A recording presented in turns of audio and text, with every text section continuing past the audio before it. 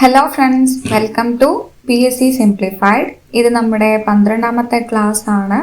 അപ്പം ഇതിന് മുന്നേയുള്ള എല്ലാ ക്ലാസ്സുകളും നിങ്ങൾ നിർബന്ധമായിട്ടും കാണണം. നിങ്ങൾക്ക് ഒരുപാട് ചോദ്യങ്ങൾ അതിനകത്തുനിന്ന് പഠിക്കാൻ പറ്റും.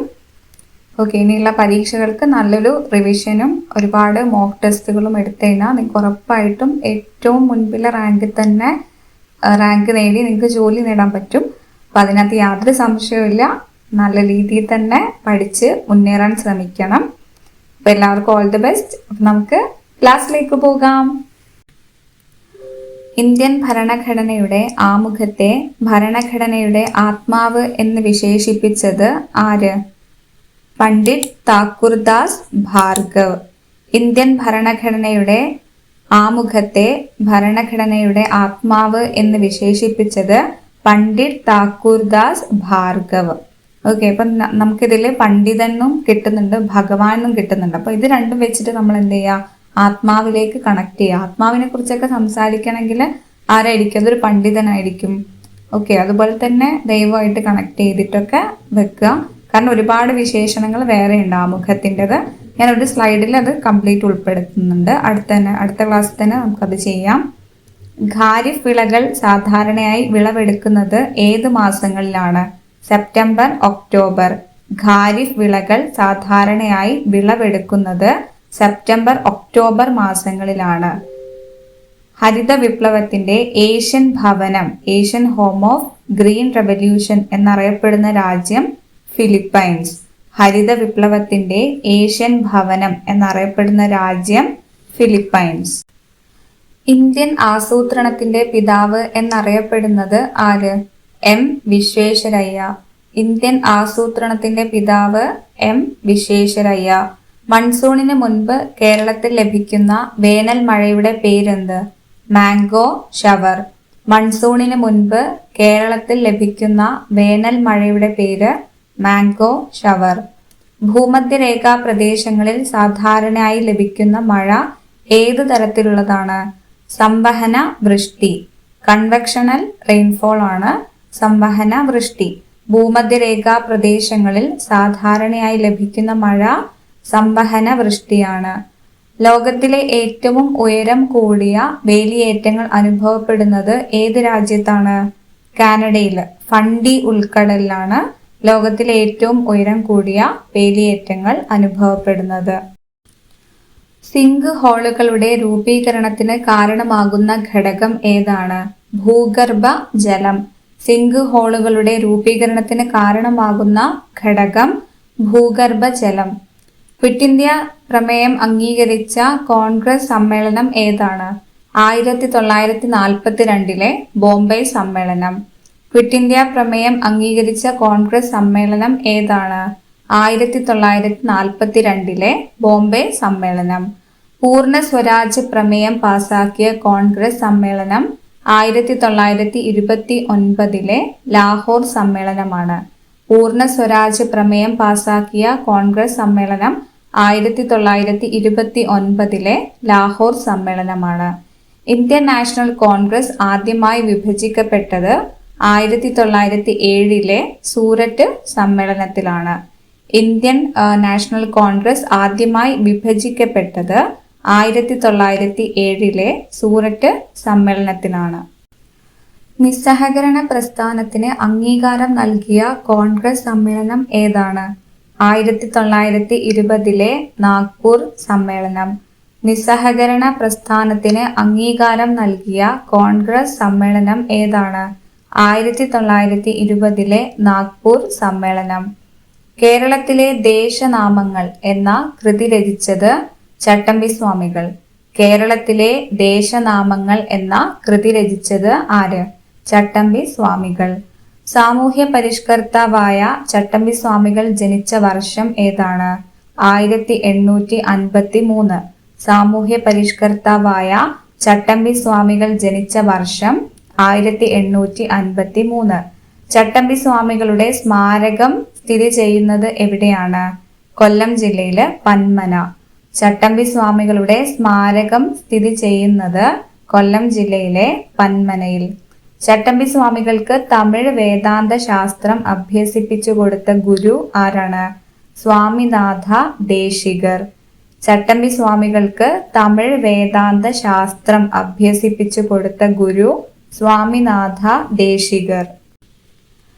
പീപ്പിൾസ് റിപ്പബ്ലിക് ഓഫ് ചൈന രൂപീകൃതമായത് എന്നാണ്? 1949 ഒക്ടോബർ 1.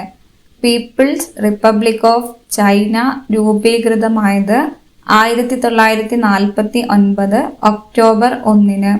ചൈനയിലെ സാംസ്കാരിക വിപ്ലവത്തിന് നേതൃത്വം നൽകിയത് ആര്? Mao Zedong. ചൈനയിലെ സാംസ്കാരിക വിപ്ലവത്തിന് നേതൃത്വം നൽകിയത് മാവോ സേതുങ്. 1857 ഒന്നാം സ്വാതന്ത്ര്യ സമരത്തിൽ ഫൈസാബാദിൽ വിപ്ലവം നയിച്ചത് ആരാണ്? മൗലവി അഹമ്മദുള്ള. 1857 ഒന്നാം സ്വാതന്ത്ര്യ സമരത്തിൽ ഫൈസാബാദിൽ വിപ്ലവം നയിച്ചത് മൗലവി അഹമ്മദുള്ള. 1857 വിപ്ലവത്തിന് ലക്നൌവിൽ നേതൃത്വം നൽകിയത് ബീഗം ഹസ്രത്ത് മഹൽ. ഫൈസാബാദിൽ മൗലവി അഹമ്മദുള്ള, ലക്നൌവിൽ ബീഗം ഹസ്രത്ത് മഹൽ. ബറേലിയിൽ 1857 സ്വാതന്ത്ര്യ സമരത്തിന് നേതൃത്വം നൽകിയത് ഖാൻ ബഹദൂർ ഖാൻ. ബറേലിയിൽ 1857 സ്വാതന്ത്ര്യ സമരത്തിന് നേതൃത്വം നൽകിയത് ഖാൻ ബഹദൂർ ഖാൻ. ഇന്ത്യയിലേക്ക് കേപ്പ് ഓഫ് ഗുഡ് ഹോപ്പ് വഴി ആദ്യമായി എത്തിയ യൂറോപ്യൻ ശക്തി ആരാണ്? പോർച്ചുഗീസുകാർ. ഇന്ത്യയിലേക്ക് കേപ്പ് ഓഫ് ഗുഡ് ഹോപ്പ് വഴി ആദ്യമായി എത്തിയത്, ശുഭപ്രതീക്ഷ മുനമ്പ് വഴി ആദ്യമായി എത്തിയത് പോർച്ചുഗീസുകാരാണ്. ഇന്ത്യയുടെ തെക്കു പടിഞ്ഞാറൻ ഭാഗത്ത് ഡച്ചുകാരുടെ ശക്തി ക്ഷയിക്കാൻ കാരണമായ യുദ്ധം ഏതാണ്? 1741 കുളച്ചൽ യുദ്ധം. അപ്പോൾ നമുക്ക് ഡച്ചുകാർ കേരളത്തിൽ എന്നൊക്കെ പറഞ്ഞു കഴിഞ്ഞാൽ നമുക്ക് പെട്ടെന്ന് എളുപ്പമാണ് കണ്ടുപിടിക്കാൻ. പക്ഷേ ഇന്ത്യയുടെ തെക്കു പടിഞ്ഞാറൻ ഭാഗത്ത് എന്നൊക്കെ തരുമ്പോൾ നമുക്ക് കുറച്ചൊരു കൺഫ്യൂഷൻ ആയിരിക്കും. അതുകൊണ്ടാണ് അങ്ങനത്തെ ക്വസ്റ്റ്യൻസ് തരുന്നതും. നമ്മൾ മനസ്സിലാക്കി തന്നെ ഉത്തരം എഴുതണം. ഇന്ത്യയുടെ തെക്കു പടിഞ്ഞാറ് എന്ന് പറയുമ്പോൾ അത് കേരള റീജിയൻ ആണ്. ഇന്ത്യയുടെ തെക്കു പടിഞ്ഞാറൻ ഭാഗത്ത് ഡച്ചുകാരുടെ ശക്തി ക്ഷയിക്കാൻ കാരണമായ യുദ്ധം ഏതാണ്? 1741 കുളച്ചൽ യുദ്ധം. കടൽ വ്യാപാരത്തിൽ ആധിപത്യം ഉറപ്പിക്കാനായി പോർച്ചുഗീസുകാർ നടപ്പിലാക്കിയ പാസ് സമ്പ്രദായം ഏത്? കാർട്ടസ്. കാർട്ടസ് വ്യവസ്ഥയിൽ ഒരുപാട് നിയന്ത്രണങ്ങളൊക്കെ കൊണ്ടുവന്നു. അവരുടെ കപ്പലിൽ മാത്രമേ സാധനങ്ങൾ കൊണ്ടുവരാൻ പാടുള്ളൂ, അവർ പറയുന്ന സാധനങ്ങളെ കൊണ്ടുപോകാൻ പാടുള്ളൂ, അല്ലെ, കയറ്റുമതി ചെയ്യാൻ പാടുള്ളൂ, ഇറക്കുമതി ചെയ്യേണ്ട അവരുടെ സാധനമായിരിക്കണം, അവരുടെ സാധനത്തിൽ സീല് വേണം, അങ്ങനെയുള്ള കുറേ കാര്യങ്ങൾ കാർട്ടസ് വ്യവസ്ഥയിൽ പറയുന്നുണ്ട്. അപ്പൊ കടൽ വ്യാപാരത്തിൽ ആധിപത്യം ഉറപ്പിക്കാനായി പോർച്ചുഗീസുകാർ നടപ്പിലാക്കിയതാണ്. പോർച്ചുഗീസുകാരുമായി ബന്ധപ്പെട്ടിട്ടുള്ളതാണ് കാർട്ടസ് വ്യവസ്ഥ. പോർച്ചുഗീസുകാർ നടപ്പിലാക്കിയ പാസ് സമ്പ്രദായമാണ് കാർട്ടസ്. ഒരു ദിവസം നമ്മുടെ വായിൽ വീഴാൻ പോകുന്ന ചെറിപ്പഴം എന്ന് അവധ് നാട്ടുരാജ്യത്തെ വിശേഷിപ്പിച്ചത് ഡൽഹൌസി പ്രഭു. ഒരു ദിവസം നമ്മുടെ വായിൽ വീഴാൻ പോകുന്ന ചെറിപ്പഴം എന്ന് അവധ് നാട്ടുരാജ്യത്തെ വിശേഷിപ്പിച്ചത് ഡൽഹൌസി പ്രഭു. രണ്ടാം ലോക മഹായുദ്ധത്തിൽ ജർമ്മനി സോവിയറ്റ് യൂണിയനെ ആക്രമിക്കാൻ ഉപയോഗിച്ച രഹസ്യനാമം എന്ത്? Operation Barbarossa. ഓപ്പറേഷൻ ബാർബറോസ എന്ന പദം അല്ലെങ്കിൽ എന്നത് എന്തുമായി ബന്ധപ്പെട്ടിരിക്കുന്നു എന്നൊക്കെ ചോദിക്കാം. രണ്ടാം ലോക മഹായുദ്ധവുമായിട്ട്. രണ്ടാം ലോക മഹായുദ്ധത്തിൽ ജർമ്മനി സോവിയറ്റ് യൂണിയനെ ആക്രമിക്കാൻ ഉപയോഗിച്ച രഹസ്യനാമമാണിത്. ഭൂമധ്യരേഖയിൽ കോറിയോലിസ് ബലത്തിന്റെ അളവ് എത്രയാണ്? 0. ഭൂമധ്യരേഖയിൽ കോറിയോലിസ് ബലത്തിന്റെ അളവ് 0. സമുദ്രോപരിതലത്തിലെ താപനില സാധാരണ നിലയേക്കാൾ ഉയരുന്ന പ്രതിഭാസം ഏത്? എൽനിനോ. സമുദ്രോപരിതലത്തിലെ താപനില സാധാരണ നിലയേക്കാൾ ഉയരുന്ന പ്രതിഭാസമാണ് എൽനിനോ. ഇന്ത്യയിൽ കാറ്റിൽ നിന്ന് ഏറ്റവും കൂടുതൽ ഊർജം ഉൽപ്പാദിപ്പിക്കുന്ന സംസ്ഥാനം ഏതാണ്? തമിഴ്നാട്. ഇന്ത്യയിൽ കാറ്റിൽ നിന്ന് ഏറ്റവും കൂടുതൽ ഊർജം ഉൽപ്പാദിപ്പിക്കുന്ന സംസ്ഥാനം തമിഴ്നാട്. കർഷകർക്ക് തങ്ങളുടെ ഉൽപ്പന്നങ്ങൾക്ക് ആദായകരമായ വില ഉറപ്പാക്കാൻ ലക്ഷ്യമിട്ടുള്ള പദ്ധതിയാണ് PM ആശ യോജന. കർഷകർക്ക് തങ്ങളുടെ ഉൽപ്പന്നങ്ങൾക്ക് ആദായകരമായ വില ഉറപ്പാക്കാൻ ലക്ഷ്യമിട്ടുള്ള പദ്ധതിയാണ് PM ആശ യോജന. ആശിക്കുന്ന പൈസ നമുക്ക് കിട്ടും. ഇന്ത്യൻ ഭരണഘടന എഴുതി പൂർത്തിയാക്കാൻ എടുത്ത സമയം എത്രയാണ്? 2 വർഷം 11 മാസം 18 ദിവസം. ഇന്ത്യൻ ഭരണഘടന എഴുതി പൂർത്തിയാക്കാൻ എടുത്ത സമയം 2 വർഷം 11 മാസം 18 ദിവസമാണ്. നിലവിൽ ഇന്ത്യൻ ഭരണഘടനയിൽ എത്ര പട്ടികകളാണ് ഉള്ളത്? 12 പട്ടികകൾ. നിലവിൽ ഇന്ത്യൻ ഭരണഘടനയിൽ 12 പട്ടികകളാണ് ഉള്ളത്. ഭരണഘടന നിലവിൽ വരുന്ന സമയത്ത് 8 പട്ടികകളായിരുന്നു. ഇന്ന് 12 പട്ടികകളിലേക്ക് അത് ഉയർന്നു. ഇന്ത്യൻ ഭരണഘടനയുടെ 44-ാം വകുപ്പ് നിർദ്ദേശിക്കുന്നത് എന്താണ്? ഏകീകൃത സിവിൽ നിയമം. ഇന്ത്യൻ ഭരണഘടനയുടെ 44-ാം വകുപ്പ് നിർദ്ദേശിക്കുന്നത് ഏകീകൃത സിവിൽ നിയമം. ഹൈക്കോടതികൾക്ക് റിട്ടുകൾ പുറപ്പെടുവിക്കാനുള്ള അധികാരം നൽകുന്ന ഭരണഘടനാ വകുപ്പ് 226. ഹൈക്കോടതികൾക്ക് റിട്ടുകൾ പുറപ്പെടുവിക്കാനുള്ള അധികാരം നൽകുന്ന ഭരണഘടനാ വകുപ്പ് 226.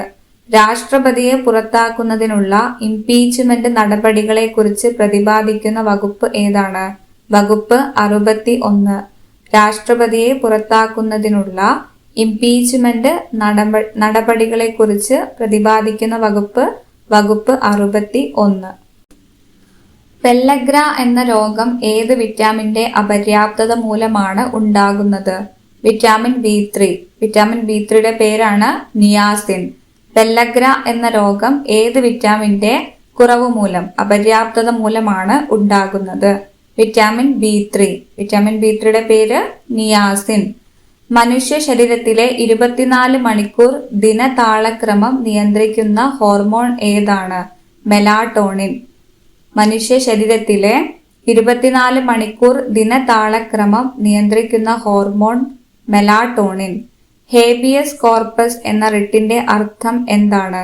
ശരീരം ഹാജരാക്കുക. ഹേബിയസ് കോർപ്പസ് എന്ന റിട്ടിന്റെ അർത്ഥം ശരീരം ഹാജരാക്കുക. വിമാനങ്ങളിൽ നിന്നും മറ്റും ഭൂമിയിലേക്ക് വീഴുന്ന വസ്തുക്കളുടെ പാത ഏത് പേരിൽ അറിയപ്പെടുന്നു? തിരശ്ചീന പ്രൊജക്ടൈൽ പാരബോള. വിമാനങ്ങളിൽ നിന്നും മറ്റും ഭൂമിയിലേക്ക് വീഴുന്ന വസ്തുക്കളുടെ പാത അറിയപ്പെടുന്ന പേര് തിരശ്ചീന പ്രൊജക്ടൈൽ അല്ലെങ്കിൽ പാരബോള എന്ന് അറിയപ്പെടുന്നു.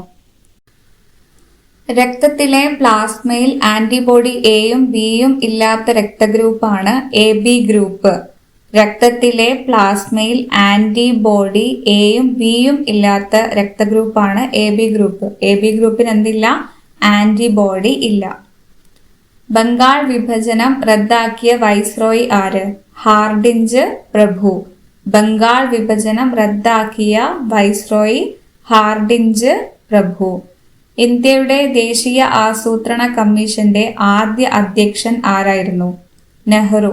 ഇന്ത്യയുടെ ദേശീയ ആസൂത്രണ കമ്മീഷന്റെ ആദ്യ അധ്യക്ഷൻ ജവഹർലാൽ നെഹ്റു. എന്തുകൊണ്ടാണ് അങ്ങനെ വന്നത്? പ്രധാനമന്ത്രിയാണ് ആസൂത്രണ കമ്മീഷന്റെ അധ്യക്ഷനായിട്ട് വരിക. അപ്പൊ ആദ്യത്തെ പ്രധാനമന്ത്രി, ആദ്യത്തെ അധ്യക്ഷൻ. സുപ്രീം കോടതിയിലെ ജഡ്ജിമാരുടെ എണ്ണം നിശ്ചയിക്കാൻ അധികാരമുള്ളത് ആർക്കാണ്? പാർലമെന്റിന്. സുപ്രീം കോടതിയിലെ ജഡ്ജിമാരുടെ എണ്ണം നിശ്ചയിക്കാൻ അധികാരമുള്ളത് പാർലമെന്റിനാണ്. ഭരണഘടനയുടെ ഏത് വകുപ്പ് പ്രകാരമാണ് രാഷ്ട്രപതി സുപ്രീം കോടതിയോട് ഉപദേശം തേടുന്നത്? വകുപ്പ് 143. ഭരണഘടനയുടെ ഏത് വകുപ്പ് പ്രകാരമാണ് രാഷ്ട്രപതി സുപ്രീം കോടതിയോട് ഉപദേശം തേടുന്നത്? ആർട്ടിക്കിൾ 143. വകുപ്പ് 143. ഇന്ത്യയിലെ ആദ്യത്തെ ഇലക്ട്രോണിക് കോടതി എവിടെയാണ് സ്ഥാപിതമായത്? ഈ കോർട്ട് ഹൈദരാബാദ്. ഇന്ത്യയിലെ ആദ്യത്തെ ഇലക്ട്രോണിക് കോടതി ഹൈദരാബാദിലാണ്. സൂര്യപ്രകാശത്തിലെ ഏത് രശ്മികളിൽ നിന്നാണ് ഓസോൺ പാളി സംരക്ഷണം നൽകുന്നത്? അൾട്രാ വയലറ്റ് രശ്മികളിൽ നിന്ന്, UV റേസ് എന്നാണ് സൂര്യപ്രകാശത്തിലെ ഓസോൺ പാളി നമുക്ക് സംരക്ഷണം നൽകുന്നത്. സൂര്യപ്രകാശത്തിലെ അൾട്രാ വയലറ്റ് രശ്മികളിൽ നിന്നാണ് ഓസോൺ പാളി നമുക്ക് സംരക്ഷണം നൽകുന്നത്. ഇന്ത്യയിൽ ആദ്യമായി മെട്രോ റെയിൽ നിലവിൽ വന്ന നഗരം കൊൽക്കത്ത. ഇന്ത്യയിൽ ആദ്യമായി മെട്രോ റെയിൽ നിലവിൽ വന്ന നഗരം ഏതാണ്? കൊൽക്കത്ത. പ്രകാശത്തിന്റെ പ്രകീർണനം ഡിസ്പേർഷൻ കണ്ടെത്തിയ ശാസ്ത്രജ്ഞൻ ആര്? Isaac Newton. പ്രകാശത്തിന്റെ പ്രകീർണനം കണ്ടെത്തിയ ശാസ്ത്രജ്ഞൻ ആര്? Isaac Newton. കായിക രംഗത്തെ സംഭാവനകൾക്ക് നൽകുന്ന അർജുന അവാർഡ് ആദ്യമായി നേടിയ മലയാളി ആര്? സി ബാലകൃഷ്ണൻ. കായിക രംഗത്തെ സംഭാവനകൾക്ക് നൽകുന്ന അർജുന അവാർഡ് ആദ്യമായി നേടിയ മലയാളിയാണ് സി ബാലകൃഷ്ണൻ. ഐക്യരാഷ്ട്രസഭ ഏത് വർഷത്തെയാണ് അന്താരാഷ്ട്ര ആവർത്തന പട്ടിക വർഷമായി ആചരിച്ചത്? International Year of the Periodic Table ഏതാണ്? 2019. തപാൽ സ്റ്റാമ്പിൽ പ്രത്യക്ഷപ്പെട്ട ആദ്യത്തെ മലയാളി ആരാണ്? ശ്രീനാരായണ ഗുരു. തപാൽ സ്റ്റാമ്പിൽ പ്രത്യക്ഷപ്പെട്ട ആദ്യത്തെ മലയാളിയാണ് ശ്രീനാരായണ ഗുരു. ഒരു വസ്തുവിന്റെ താപനില 1 ഡിഗ്രി സെൽഷ്യസ് ഉയർത്താൻ ആവശ്യമായ താപത്തിന്റെ അളവിനെ വിളിക്കുന്ന പേരാണ് വിശിഷ്ട താപധാരിത, സ്പെസിഫിക് ഹീറ്റ് കപ്പാസിറ്റി. ഒരു വസ്തുവിന്റെ താപനില 1 ഡിഗ്രി സെൽഷ്യസ് ഉയർത്താൻ ആവശ്യമായ താപത്തിന്റെ അളവാണ് വിശിഷ്ട താപധാരിത. സൂര്യനിൽ നിന്നും ഭൂമിയിലേക്ക് താപം എത്തുന്നത് ഏത് രീതിയിലാണ്? വികിരണം, റേഡിയേഷനിലൂടെയാണ് സൂര്യനിൽ നിന്നും ഭൂമിയിലേക്ക് താപം എത്തുന്നത്. ശ്വാസനാളത്തിലേക്ക് ആഹാരവും വെള്ളവും കടക്കാതെ സംരക്ഷിക്കുന്ന ഭാഗമാണ് എപ്പിഗ്ലോട്ടിസ്. ശ്വാസനാളത്തിലേക്ക് ആഹാരവും വെള്ളവും കടക്കാതെ സംരക്ഷിക്കുന്ന ഭാഗമാണ് എപ്പിഗ്ലോട്ടിസ്. ഓക്കെ, ഇതാണ് നിങ്ങൾക്കുള്ള ചോദ്യം. Question number 1. മലേറിയ പരത്തുന്നത് ഏത് വിഭാഗത്തിൽപ്പെട്ട രോഗാണുവാണ്? നമ്പർ 2. കേരളത്തിലെ ഏറ്റവും വലിയ നദി ഏതാണ്? നമ്പർ 3. വിറ്റാമിൻ B1ന്റെ കുറവ് മൂലം മനുഷ്യരിൽ ഉണ്ടാകുന്ന രോഗം ഏതാണ്? നമ്പർ 4. മനുഷ്യ ശരീരത്തിലെ ഏറ്റവും നീളം കൂടിയ അസ്ഥിയായ ഫീമർ എവിടെയാണ് കാണപ്പെടുന്നത്? ഏത് ഭാഗത്താണെന്നാണ് ചോദ്യം. നിങ്ങൾക്ക് തന്നിട്ടുള്ള ചോദ്യങ്ങളുടെ ഉത്തരം കമൻസിൽ എഴുതി അറിയിച്ചാൽ മതി. ഞാനത് കറക്റ്റ് ചെയ്യണമെങ്കിൽ കറക്റ്റ് ചെയ്യുന്നുണ്ട്. ഓക്കെ, അപ്പോൾ ഇത്രയാണ് ഇന്നത്തെ ക്ലാസ്. നിങ്ങൾക്ക് ഇഷ്ടമായിട്ടുണ്ട് എന്ന് കരുതുന്നു. അപ്പോൾ അടുത്ത ക്ലാസ് വരേക്കും ബൈ ഫ്രണ്ട്സ്.